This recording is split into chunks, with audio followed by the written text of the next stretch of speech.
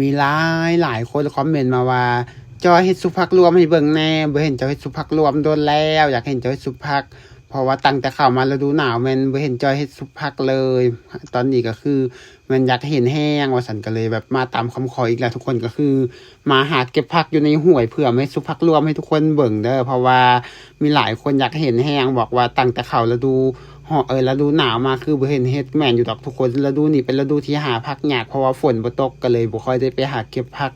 มาเฮ็ดแนวกินให้เบิ่งมันเฮ็ดแต่แนวอื่นมื้อนี้ก็เลยมาตามคำขออีกแล้วเฮ็ดสุภักรวมให้เบิ่งเป็นจังได๋ก็เกียมรับชมคลิปเต็มคลิปยามกันเลยเด้อว่าแล้วก็บายบางคลิปยามกันเลย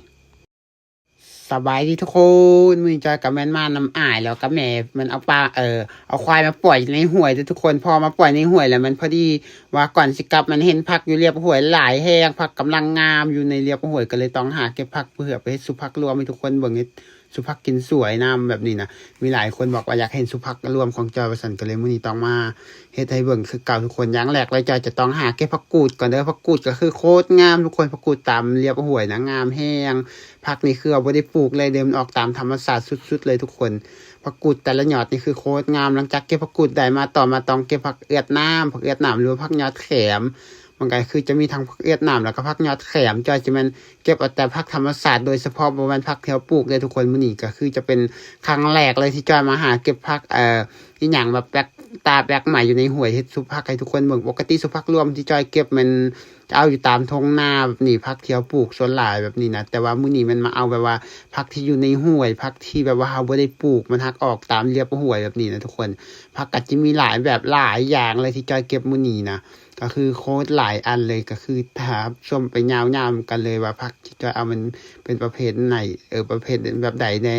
่อันที่จอยเก็บจะเป็นคันใบใหญ่จะเป็นผักยอดแขมใบหน่อยจะเป็นผักเอือดน้ำเด้อทุกคนอันที่จอยเก็บอันที่เห็นนี่ก็คือผักเอือดน้ำก็คือผักป่าและผักที่เราบ่ได้ปลูกเลยต่อมาก็เราหาเก็บผักกาดฮ้องผักกาดฮ้องก็จะเป็นผักกาดป่าชนิดหนึ่งที่ใบหน่อยแห้งทุกคนแหละแต่ว่าเฮ็ดกินโคตรแซ่บเฮ็ดกินได้หลายเมนูแล้วแต่ผู้ใดมักแล้วแต่ผู้ใดอยากเฮ็ดแนวใดกินแกงก็ได้ซุปก็ได้ผัดน้ำมันหอยนู่นนี่นั่นได้หมดทุกอย่างนะแล้วแต่ผู้ใดสิมักเลยหรือว่าเอาไปกับลาบกับแจ่วก็ได้คือการเอาไปมกไปซุปได้หมดทุกอย่างแล้วแต่ผู้ใดมักคือว่าแหละแต่สำหรับจอยมื้อนี้มันจะเอาแบบไปรวมกับหลายอย่างเพื่อไปเฮ็ดสุภักรวมให้ทุกคนเบิ่งเด้อกว่าจะเก็บได้แต่ละยอดกว่าจะได้เก็บพอกำนี่คือบ่แม่นเรื่องง่ายๆเลยทุกคนผักกาดฮ้องก็คือมันต้นน้อยแม่จ้อยก็เป็นแหม่แน่เก็บสวยจอยเด้อก็สิมีแหม่เฮาแน่เก็บสวยส่วนอ้ายเฮาก็สิแม่นอัดห้วยเพื่อเอาน้ำเข้าบวกให้ตัวควายฟุ่มให้ตัวควายอาบน้ำแบบนี้นะทุกคนเพราะว่าอยู่วันเที่ยวเก็บนี่มันจะเป็นบวกขึ้นเป็นบวกแต่ก่อนวันตัวควายมักมานอนอาบน้ำมื้อสวยมื้อแลงอย่างแบบนี้ทุกคนก็ต้องอัดน้ำใส่เพื่อให้มันมีน้ำสุ่มตลอดแล้วก็คือตัวควายจะอาบน้ำแบบนี้นะหลังจากเก็บผักกาดทองแล้วต่อมาก็ต้องหาเก็บผักสลัดก็คือจะเป็นผักหาดหึ่นหรือว่าผักขาดอีหยังสักอย่างนี่แหละที่จอยเบิ่งในการคอมเมนต์แต่ละคนเพราะว่าอยู่บ้านจอยจะเอิ้นเป็นผักสลัดเด้อทุกคนเวลากินนี่คือหูยทุกคนผู้ใดเคยกินก็สิฮู้เลยคันเฮากินน้อยก็พอดีแซ่บถ้ากินหลายนี่ก็สิเฮ็ดให้คือจังมีโตอีหยังจับปากเฮาตลอดยึดๆๆๆอยู่ตลอดเวลากินผักอันสลัดนี่เข้าไปอันนี้ก็ชนิดนี้จะบ่หึ่นปานใดเด้อทุกคนเพราะว่าชนิดนี้จะเป็นชนิดที่ใบใหญ่อยู่ในห้วยซะถ้าชนิดที่มันหึ่นนั่นจะเป็นชนิดใบน้อยที่อยู่ในภูเขาสูงอันนั้นจะโคตรหึ่นสุดๆเลยแหละแต่ว่าชนิดนี้มันพอดีแซ่บมันบ่ได้หึ่นเด้อเพราะว่ามันอยู่ในห้วยแล้วอีกอย่างมันเป็นชนิดใบใหญ่แบบนี้นะผักสลัดก็มีหลายชนิดแฮงเลยแหละ ต่อมาก็เราหาเก็บเอาผักแป้นนำทุกคนเห็นผักแป้นเอาผักแป้นเฮ็ดหยังก็เอานั่นนี่ก็มันมาเอาใบมะกะถินเพราะว่าเฮาอยู่ปลูกอยู่ในห้วยแบบนี้นะทุกคนปะเอาไว้ทุกควายก็คือสิกินหมดก็เลยเก็บเอายอดมันไปกินซะผักกะถินยอดมะกะถินเด้อทุกคนอันนี้นะหลังจากเหนียวก็คือได้มาพอได้หลายเติบแล้วทุกคนเฮาก็สิได้เตรียมซอกตองมาห่อก่อนจ้อยก็บอกให้อ้ายตัดไว้กล้วยให้แน่เผื่อจะห่อไว้เพราะว่ามันก็สิเริ่มสวยแล้วจะได้ไปเฮ็ดเวียกก่อนก็คือจะไปล้อมห้วยตัวควายคือเก่าแบบนี้นะทุกคนหลังจากเก็บผักมาได้หลายเติบแล้วก็คือจะห่อเอาไว้ก่อนเพราะว่าเฮ็ดเวียกแนวอื่นปะไว้มันก็สิแห้วแบบนี้เฮาก็ต้องใส่ตองห่อไว้แล้วก็ตอกมัดไว้หลังจากนั้นเฮาจังไปเฮ็ดเวียกหลังจากเฮ็ดเวียกมาแล้วกลับไปเถียงนาเพื่อไปเฮ็ดแนวกินแบบนี้นะทุกคนอันนี้ก็คื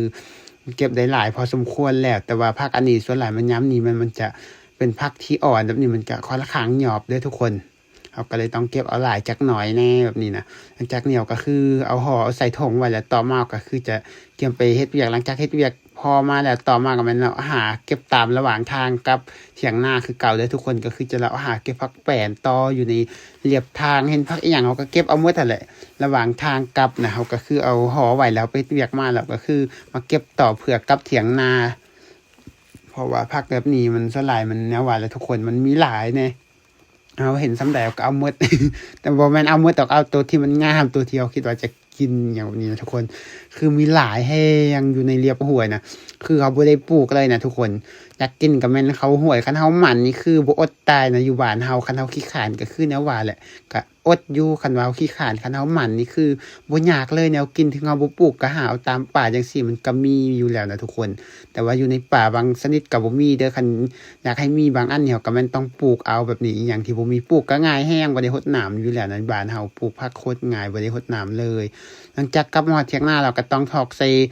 เข่งเผื่อเอาจีเกียมเหลือกจะไปล้างน้ำเพื่อมาซุปเด้อทุกคนก็คือได้มาตอนแรกก็คิดว่าหน่อยว่าถ่ายแล้วโคตรได้หลายเติบทุกคนมึงมาใส่สายจนว่าบ่หมดสาบ่หมดซามเด้เพราะว่า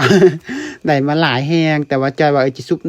น้อยก็คือว่ามันจิหยอบว่ะอ้ายของจอยก็บอกว่าพักนั้นคือจิหยอบดอกว่าซั่นก็เลยว่าพอซุปมาทุกคนว่ามันเต็มซามกินบ่หมด พอมันหลายเกินแบบนี้นะอันนี้คือเอาใส่สาเพื่อไปล้างน้ำเด้อทุกคนจากเดียวก็คือจะไปล้างน้ำจากกระชิล้างวันเก่าวันเดิมวันเที่ยวกินน้ำใสน้ำอาบแต่ละมื้อแหละทุกคน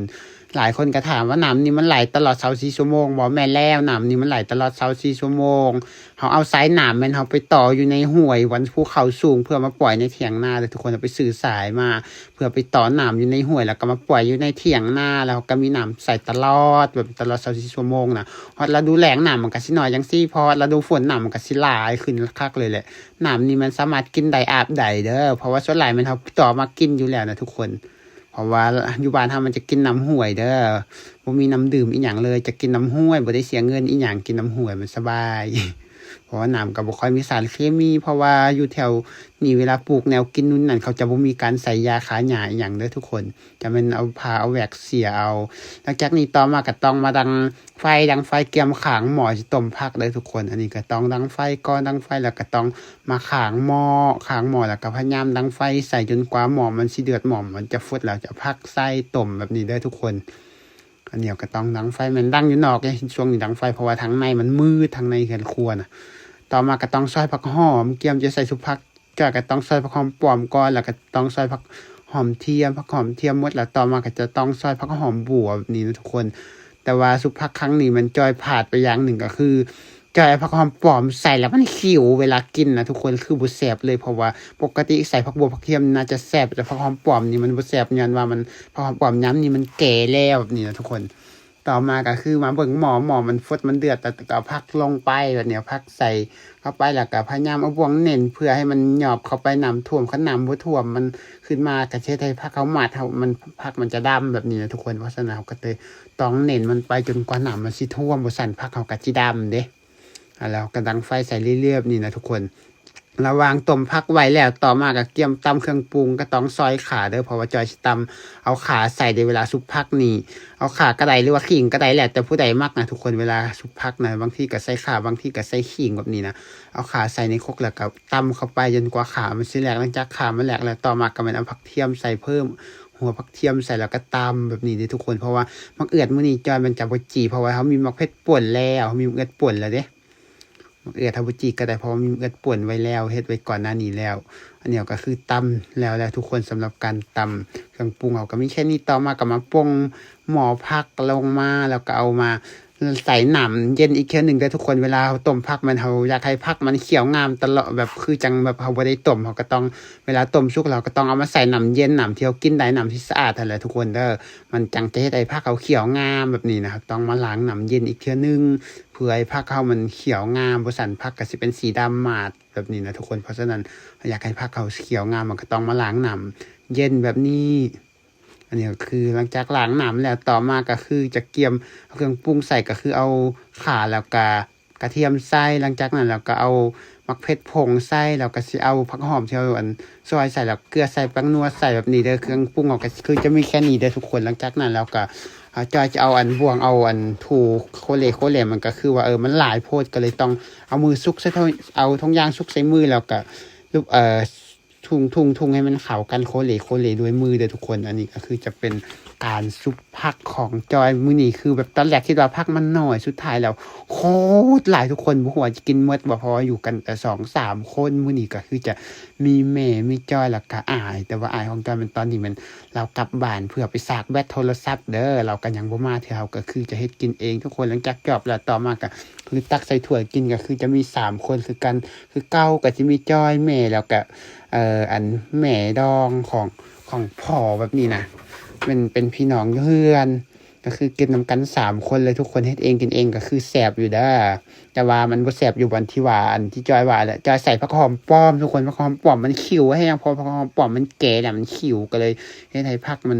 เสียรสชาติไปจักหน่อยนึง แต่ก็พอกินได้อยู่แบบนี้นะทุกคนสำหรับผู้ใดอยากเฮ็ดตามก็ขอแนะนำเลยบ่ต้องใส่ผักหอมป้อมเด้อเฮ็ดผักแบบนี้นะใส่ผักหอมป้อมแล้วมันจะบ่แซ่บใส่ผักหอมบวกผักหอมเทียมเอาจะแซ่บกว่าเด้อทุกคน